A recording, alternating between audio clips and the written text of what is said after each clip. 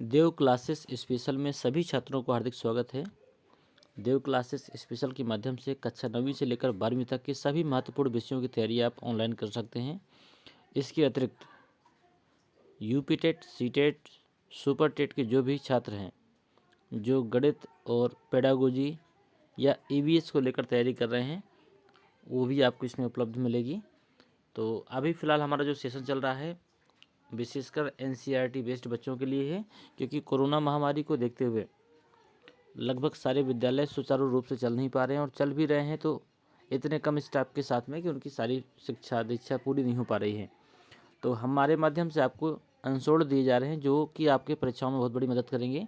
और अनसोल्ड यदि आपने 5 से 7 सालों के अनसोल्ड लगातार हल कर लिए तो उन्हीं प्रश्नों को बार बार एग्जामिनर रिपीट भी करता है, और वही प्रश्न आपको आगे भी देखने को मिलेंगे। तो आने वाले पेपर में यदि आप बैठते हैं और सिर्फ अनसोल्ड की तैयारी भी है आपकी, तो आप नो डाउट बहुत अच्छे नंबर प्राप्त करेंगे। तो सभी छात्रों से हमारी एक रिक्वेस्ट है कि आप अपने सभी दोस्तों को सभी ग्रुपों में और सभी विद्यार्थियों तक हमारे इस वीडियो के लिंक को ज़रूर पहुंचाएं, ताकि सभी बच्चे निःशुल्क एजुकेशन प्राप्त कर सकें।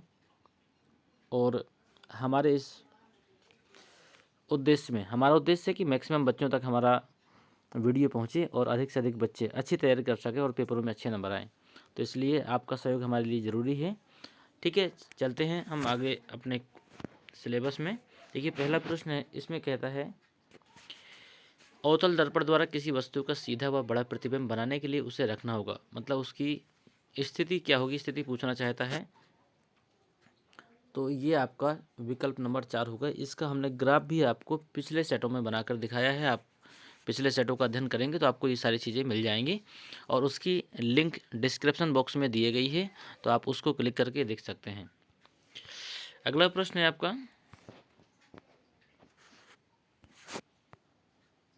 निकट दृष्टि दोष से पीड़ित एक व्यक्ति को यह दोष दूर करने के लिए किस लेंस या दर्पण का उपयोग करना होगा। तो निकट दृष्टि दोष के लिए आपको दर्पण नहीं, लेंस का ही प्रयोग करना पड़ेगा। ठीक है, तो इसमें आपका विकल्प नंबर दूसरा सही होगा, अवतल लेंस। निकट दृष्टि दोष से पीड़ित व्यक्ति को अवतल लेंस का प्रयोग करना होता है।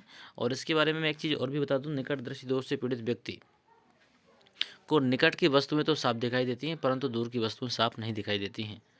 ठीक है, निकट दृष्टि दोष का एक कारण और भी है कि इसकी आँखों की जो वक्रता त्रिज्या है उसका बढ़ जाना है, या फिर उसका जब प्रतिबिंब रेटिना पर नहीं बनता है तो इस कारण से वो व्यक्ति को वस्तुएं साफ सुथरी नहीं दिखाई देती हैं। परंतु अवतल लेंस लगाने के बाद में जो बनने वाला प्रतिबिंब रेटिना पर बनता है, इस प्रकार वो साफ सुथरा और स्पष्ट दिखाई देता है। अगला है, विद्युत ऊर्जा की इकाई है। विद्युत ऊर्जा की इकाई कौन सी है, इसमें दिए गए हैं, पहला है वोल्ट, दूसरा है वाट, तीसरा है एम्पियर, चौथा है आपका वाट सेकेंड। तो विद्युत ऊर्जा की इकाई होती है वाट सेकेंड। तो आपका ये नंबर बिल्कुल सही होगा, वाट सेकेंड। अगला है 1 का घ नंबर, कहता है स्थिर चुंबकीय क्षेत्रों में ध्रुवों के बीच किसी विद्युत धारावाही चालक पर लगने वाले बल की दिशा ज्ञात करने के लिए कौन सा नियम उपयुक्त होगा। स्थिर चुंबकीय क्षेत्र में ध्रुवों के बीच किसी विद्युत धारावाही चालक पर लगने वाले बल की दिशा ज्ञात करने के लिए कौन सा नियम हमारा उपयुक्त होगा। तो ध्यान दीजिएगा, चालक पर लगने वाले बल की दिशा जब भी निकालनी हो तो आप फ्लेमिंग के बाएं हाथ का नियम लगा दीजिए, यही नियम इस पर कार्य करता है। तो आपका विकल्प नंबर 3 बिल्कुल सही होगा। अगला प्रश्न देखिए, कहता है दूरदृष्टि दोष क्या है, इसको दूर करने के लिए हमें क्या करना पड़ेगा। तो दूरदृष्टि दोष की परिभाषा मैं आपको बता दूं, जब किसी व्यक्ति को दूर की वस्तुएं तो स्पष्ट दिखाई देती हैं, परंतु उसे पास की वस्तुएं स्पष्ट नहीं दिखाई देती हैं, तो उसके नेत्र में जो दोष होगा वो है आपका दूरदृष्टि दोष कहलाता है। इसके अतिरिक्त एक दो परिभाषा मैं और बताता हूँ। जैसे हम कहें दृष्टि दोष किसे कहते हैं या नेत्र दोष किसे कहते हैं, तो आप इसमें लिख सकते हैं, मानव नेत्र जब किसी वस्तु को साफ सुथरा और स्पष्ट ना देख सके तो यह उसके नेत्र का दोष कहलाता है। ये कितने प्रकार का होता है, ये 5 प्रकार का होता है। एक होता है निकट दृष्टि दोष, एक होता है दूरदृष्टि दोष, एक होता है जरादृष्टि दोष, एक होता है वर्णांता, एक होता है अबिंदुकता। इस प्रकार ये 5 प्रकार के दोष होते हैं, जिनमें से मैक्सिमम आपका 2 ही पूछे जाते हैं, निकट दृष्टि दोष या दूरदृष्टि दोष। बाकी 3 आपके नहीं पूछे जाते, लेकिन फिर भी मैंने आपको बताया कि निकट दृष्टि दोष, दूरदृष्टि दोष, जरा दूरदर्शिता, आबिंदुकता, वर्णांता, इस प्रकार 5 प्रकार के दोष होते हैं, जिसमें से आपका दूरदृष्टि दोष को दूर करने के लिए आपको उत्तल लेंस का प्रयोग करना पड़ेगा। उम्मीद करते हैं ये प्रश्न आपको पूरी तरह समझ में आ गया होगा। देखते हैं अगला प्रश्न। कहता है प्रकाश के प्रकीर्णन से आप क्या समझते हैं? प्रकाश के प्रकीर्णन, प्रकीर्णन का मतलब होता है बिखरना। तो इस प्रश्न का उत्तर मैं आपको बताता हूँ, नीचे है।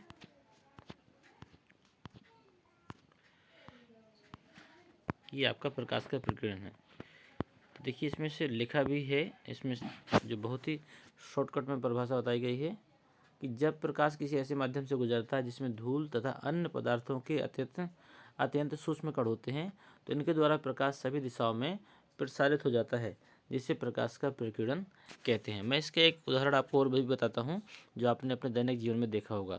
आपने देखा होगा कभी भी खपरेल के मकान में आप अंदर बैठ जाइए, और यदि उस खपरेल में कोई छोटा सा छिद्र है और वहाँ से अगर सूर्य का प्रकाश आ रहा है, तो आप देखेंगे उस कमरे में उजाला हो जाता है। उस उजाले का कारण क्या है? उस उजाले का कारण कि जब सूर्य का प्रकाश धूल धुएं के कणों से टकराता है तो चारों ओर फैल जाता है। इसी को प्रकीर्णन कहते हैं। जब चारों ओर फैल जाता है तो वहाँ पर उजाला समझ में आता है। तो ध्यान दिया होगा आपने कि जो टेढ़े मेढ़े कण या फिर धूल के कण जिन्हें आप देख सकते हैं, वो कहलाते हैं आपके,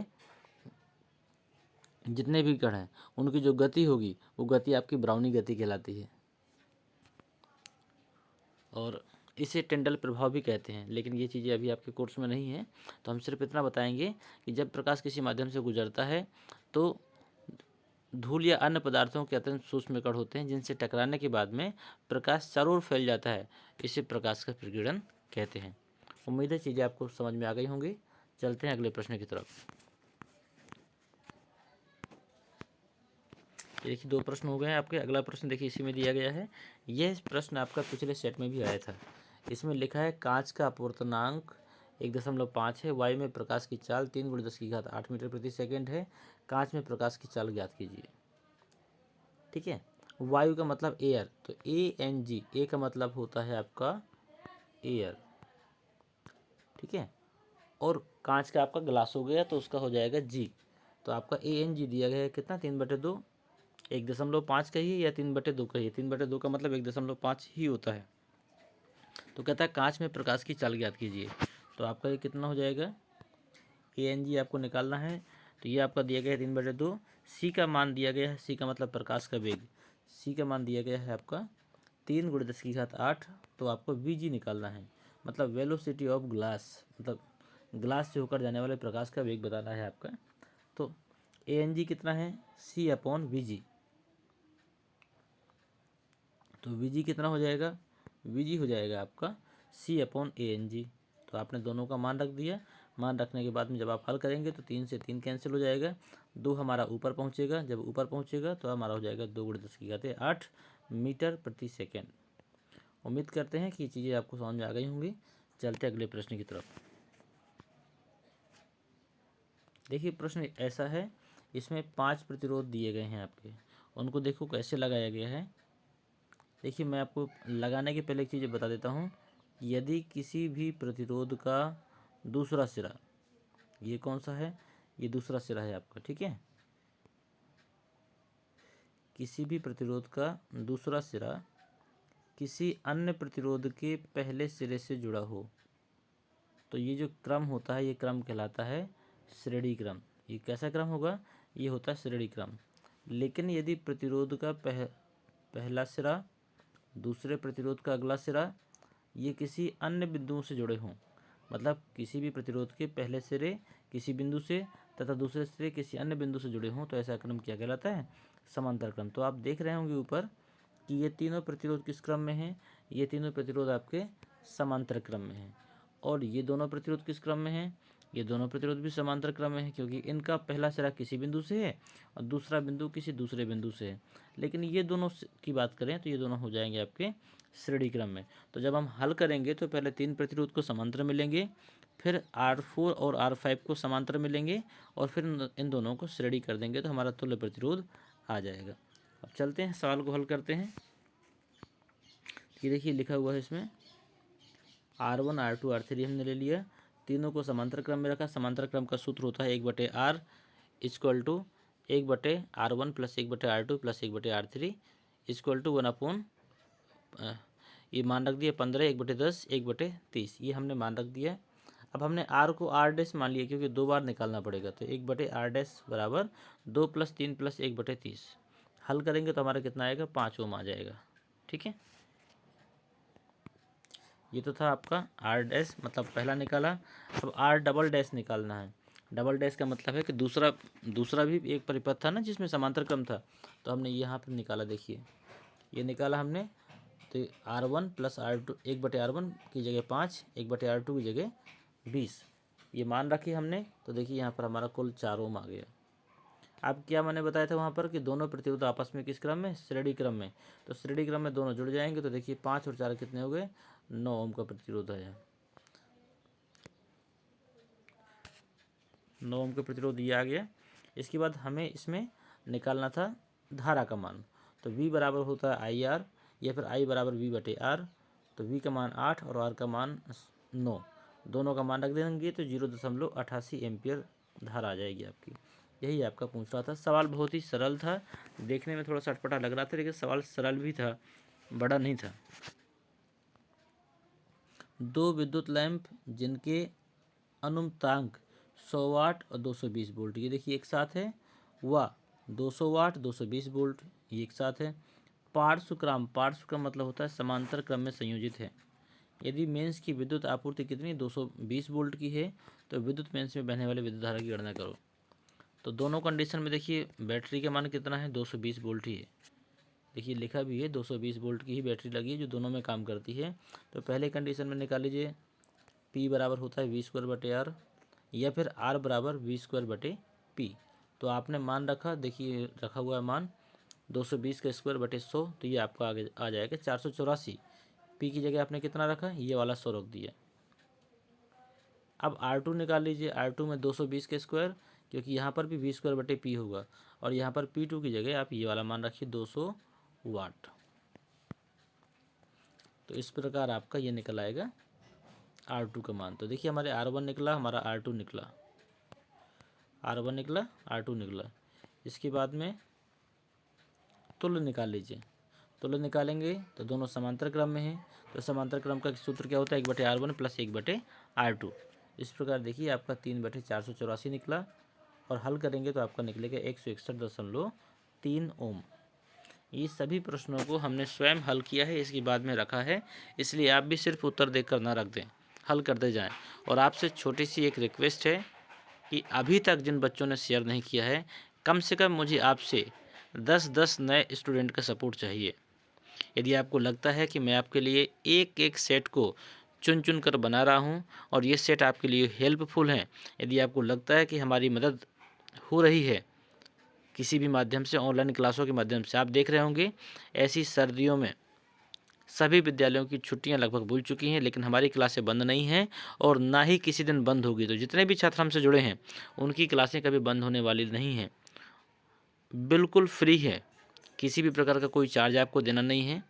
आपको फिर भी हम नोट्स और वीडियो दोनों प्रोवाइड कर रहे हैं, लेकिन आपसे इतना सपोर्ट चाहते हैं कि कम से कम 10 नए बच्चों का सपोर्ट हमें आपसे चाहिए। तो जितने भी स्टूडेंट इस वीडियो को देख रहे हैं, कम से कम 10-10 बच्चों से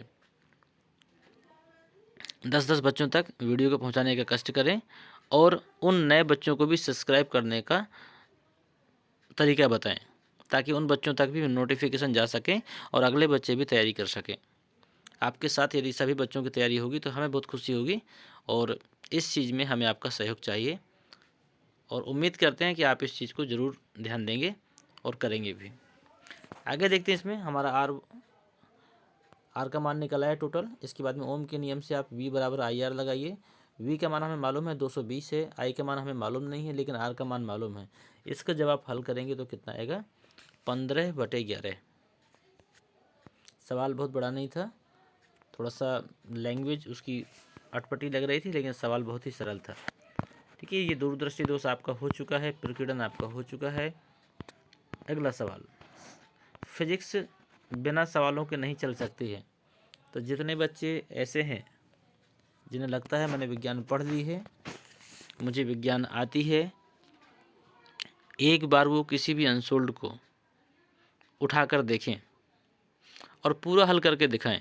जिस व्यक्ति को लगता है मैंने पूरी विज्ञान तैयार कर ली है, वो भी पूरा अनसोल्ड हल नहीं कर पाएगा, एक सेट, वो भी दिए गए निर्धारित समय में।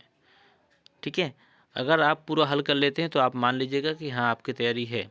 हल कैसे करना है कि वो सेट नहीं जो हमने करवा दिए हैं, सेट वो हल करना है जो हमने करवाए नहीं हैं। इसलिए मुझे पता है कि पूरी विज्ञान तैयार करने के बाद भी आपकी अनसोल्ड की तैयारी नहीं है। जिस दिन आपने अनसोल्ड की तैयारी कर ली, उस दिन आपको एग्ज़ाम में अच्छे नंबर लाने से कोई नहीं रोक सकता है। तो सभी बच्चे ध्यानपूर्वक वीडियो को देखें और हो सके तो नोट करते जाएं, क्योंकि इन चीज़ों को बार बार रिपीट करने से अच्छा है आप अगर नोट कर लेंगे तो आप उसी से पढ़ाई कर सकते हैं। देखिए अगला सवाल है, क्योंकि सवालों को जितना आप लगाएंगे ये आपसे उतना ही बनेंगे, और अगर आपने 10-20 सेटों के सवाल लगा डाले तो फिर समझ लीजिए कि आगे के सवाल आपसे ऑटोमेटिक बनने चालू हो जाएंगे। देखिए इस प्रश्न में क्या कहता है, इस प्रश्न में कहता है एक मोटरसाइकिल के पीछे एक दृश्य देखने के लिए 5 मीटर वक्रता त्रिज्या वाले उत्तल दर्पण को लगा दिया गया है। आपने भी देखा होगा कि जितने भी वाहन होते हैं सभी के बगल में, ड्राइवर सीट के बगल में एक शीशा लगा होता है, जिससे वो पीछे से आने जाने वालों साधनों को देख सकता है। वो शीशा किसका होता है? वो शीशा या दर्पण आपका उत्तल दर्पण होता है। तो इसमें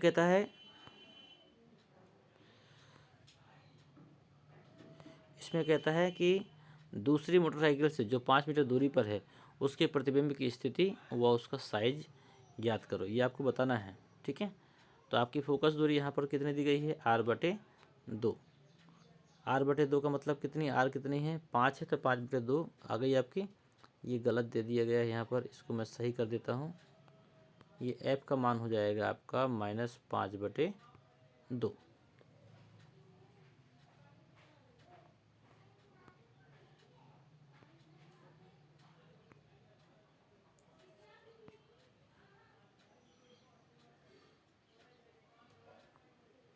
सॉरी, ये उत्तल दर्पण है, ये चिन्ह गलत दिया हुआ है, इसमें हम प्लस लगाएंगे।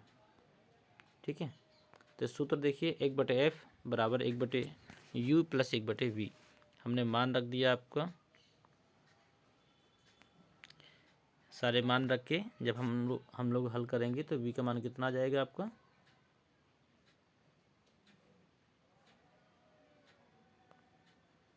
v का मान आ जाएगा आपका 5/3 या 1.66 मीटर। तो v का मान धनात्मक है, अतः प्रतिबिंब दर्पण के पीछे की ओर इतनी दूरी पर बनेगा, और वो कैसा होगा? आभासी होगा और सीधा होगा। ठीक है, तो ये प्रश्न आपका हो गया। उम्मीद करते हैं चीज़ें आपकी क्लियर हो गई होंगी। अगला प्रश्न देखिए, अगले प्रश्न में कहता है एक अवतल लेंस की फोकस दूरी 15 सेंटीमीटर है। लेंस से 3 सेंटीमीटर की दूर रखी वस्तु का प्रतिबिंब कहाँ बनेगा? लेंस द्वारा उत्पन्न आवर्धन भी ज्ञात कीजिए। आवर्धन भी बताना है इसमें फोकस दूरी का मान देखिए दे दिया गया है 15 सेंटीमीटर। इसमें ऋणात्मक हमने लिए क्योंकि लेंस आपका अवतल है। अगला u का मान हमने दिया -30, v का मान हमें निकालना है। तो सूत्र लगाओगे आप लेंस वाला, तो 1/f = 1/v - 1/u। ठीक है, इसमें हमने सारे मान रखे, मान रखने के बाद में इसमें सारे मान रखे गए। मान रखने के बाद में यहाँ पर हमने लासा लेकर हल किया। हल करने के बाद v का मान हमारा कितना आ गया? -10 सेंटीमीटर आ गया। अब आपको m निकालना है, तो m की जगह v/u का सूत्र लगाइए, तो आपका 1/3 आ जाएगा। ठीक है, यही आपका आंसर होगा इसका।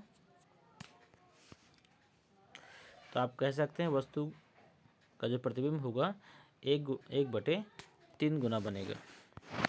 अगला प्रश्न, इसमें विद्युत मोटर का कार्यकारी सिद्धांत क्या है?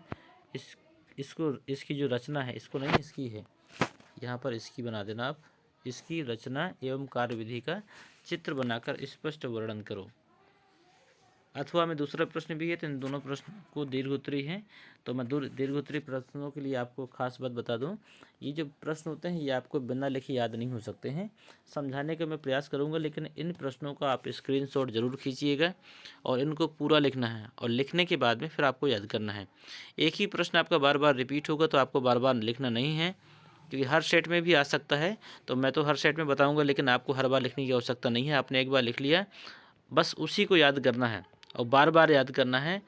कुछ दिन बाद ऐसा होगा कि वो चीज़ें आपको क्लियर हो जाएगी और वो पूरी तरह याद भी हो जाएगा। ये देखिए, इसमें दिया गया विद्युत मोटर।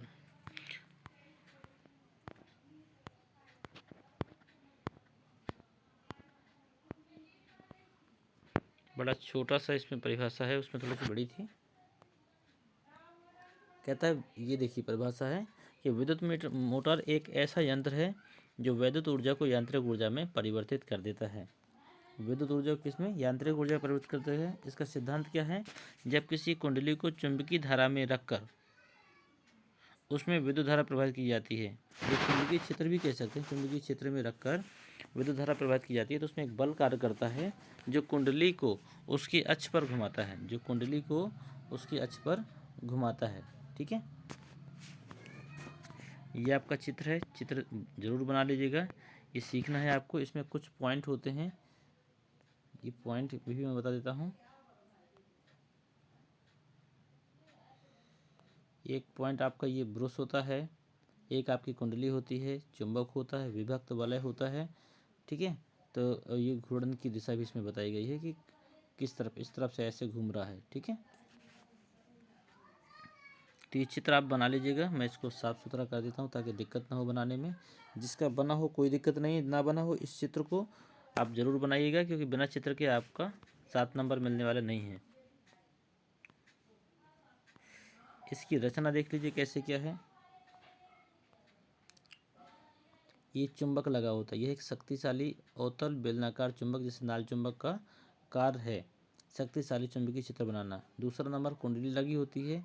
यह एक आयताकार लोहे के टुकड़े पर तांबे की तार को लपेटकर कुंडली का रूप दे दिया जाता है, जिसमें विद्युत धारा प्रवाहित की जाती है और इसे चुंबकीय क्षेत्र में रखा जाता है, जिससे इस पर बल लगता है और यह अपने अक्ष पर घूमने लगता है। चित्र ABCD में कुंडली को दर्शाया गया है, देख लेते हैं। ABCD में ये देखिए, चित्र ABCD में ये आपका A है, ये आपका B, ये आपका B है, ये C है, ये D है। यहाँ पर देखिए कुंडली को दर्शाया गया है। ठीक है,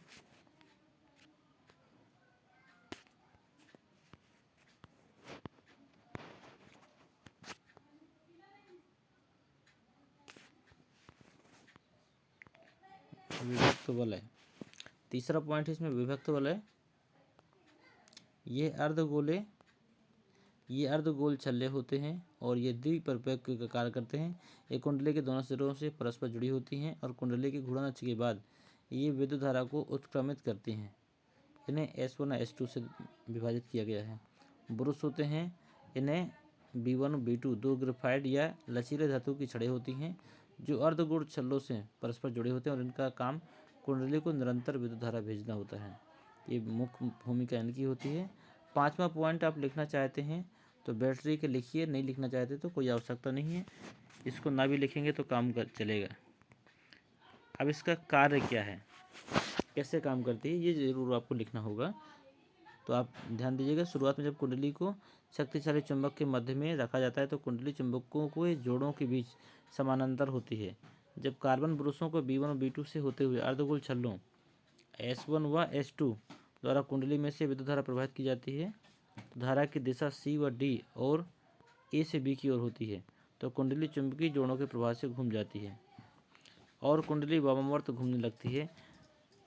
S1 व S2 कुंडली की अर्ध चक्र के बाद में विद्युत धारा की दिशा उत्क्रमित कर देते हैं और इसी प्रकार कुंडली निरंतर घूमती रहती है। थोड़ा सा लैंग्वेज कठिन होगी, लेकिन आपको इसे अपने हिसाब से भी आप बना के लिख सकते हैं।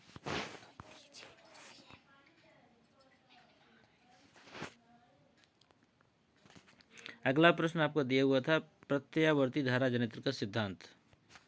ये आपका अथवा वाला जो दूसरा प्रश्न था उसका आंसर है ये। तो सिद्धांत को देख लीजिए। इसमें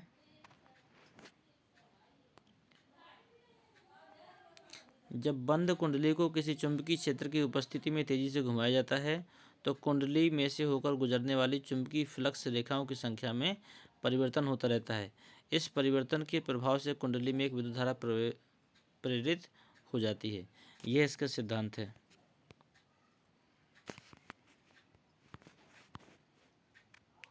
इसकी संरचना दी गई है, संरचना के बारे में लिख लीजिए आप।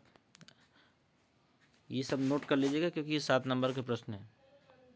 इसमें नंबर 1 है संरचना में, इसमें एक शक्तिशाली चुंबक होता है जिस चित्र में N और S द्वारा दर्शाया गया है।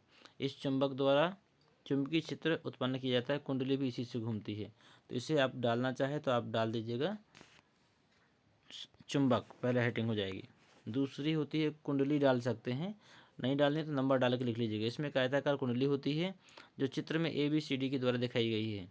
यह नरम लोहे की करोट पर तांबे की अनेक फेरों को लपेटकर बनाई जाती है। इसे आर्मेचर कुंडली कहते हैं। तो ध्यान दीजिएगा, आर्मेचर कुंडली आप हेडिंग डाल सकते हैं इसमें। अगला नंबर है, इसमें आप सर्पी वाला हेडिंग डाल सकते हैं। आर्मेचर कुंडली के सिरों पर जो तांबे के तार होते हैं उनके सिरे 2 धातु के छल्ले से जुड़े होते हैं जो चित्र में R1 व R2 द्वारा प्रदर्शित किए गए हैं। इन छल्लों को सर्पी वलय कहते हैं। चौथा नंबर है, आप इसमें हेडिंग डाल सकते हैं ब्रुश। सर्पी वलय तांबे की बनी 2 प्लेटों से स्पर्श होते हैं। इन प्लेटों का संबंध उस परिपथ से होता है जहां विद्युत धारा पहुंचानी होती है। इन्हें ब्रुश कहते हैं। चित्र में B1 व यहाँ B2 है, एक B1 एक B2 को ब्रुश द्वारा दर्शाते हैं। देखिएगा ये पूरी कुंडली बनी हुई है। इसमें जितनी चीज़ें मैंने हमने हेडिंग बताई, ये देखिए आर्मेचर कुंडली हो गई, ये आपके चुंबक हो गए, ये आपके सर्पी वलय हो गए। तो इस प्रकार आप ये सारी चीज़ों को ध्यान से बना लीजिएगा। ये चित्र मोस्ट इम्पोर्टेंट है, ये आपको लगभग हर साल 7 नंबर में पूछा जाता है। इसकी कार्यविधि को आप लिख लीजिएगा या फिर स्क्रीनशॉट ले लीजिए इसको आप नोट करिएगा ज़रूर। जब आर्मेचर कुंडली ABCD को घुमाया जाता है तो इससे होकर गुजरने वाली चुंबकीय फ्लक्स रेखाओं में परिवर्तन होता रहता है जिससे कुंडली में एक धारा प्रेरित हो जाती है। कुंडली को दक्षिणावर्त दिशा में घुमाया जाता है, अर्थात जब भुजा AB ऊपर आती है तब कुंडली की भुजा CD नीचे जाती है। अतः परिपथ में विद्युत धारा उत्पन्न होने लगती है जो ब्रुश B2 से B1 की ओर वापस जाती है। इस धारा की दिशा प्रत्येक आधे चक्कर में बदल जाती है और आधे चक्कर में बदल जाती है, इसीलिए हम इसे क्या कहते हैं, इसीलिए हम इसे प्रत्यावर्ती धारा भी कहते हैं। तो ये हमारा सेट कंप्लीट होता है आज का। ये था 1999 नहीं 1999 तो बहुत पुराना हो गया। 2019 का दूसरा सेट था जो पूरी तरह कंप्लीट हो गया। पहला सेट आपका डाउनलोड हो चुका है जिसकी हमने प्ले लिस्ट का जो भी लिंक है, प्ले लिस्ट में हमने एक फोल्डर बनाया है जिसमें आपके सारे अनसोल्ड एक साथ मिल सकते हैं। तो प्ले लिस्ट की लिंक को हमने आपको दे दिया है डिस्क्रिप्शन बॉक्स में, उस पर क्लिक करेंगे तो आपके सारे अनसोल्डों की वीडियो मिल जाएगी। तो सभी बच्चे ध्यान से पूरी वीडियो को देखें और हल करें। कोई नया फीडबैक हो तो आप ज़रूर कमेंट बॉक्स में जाकर बताएं। धन्यवाद।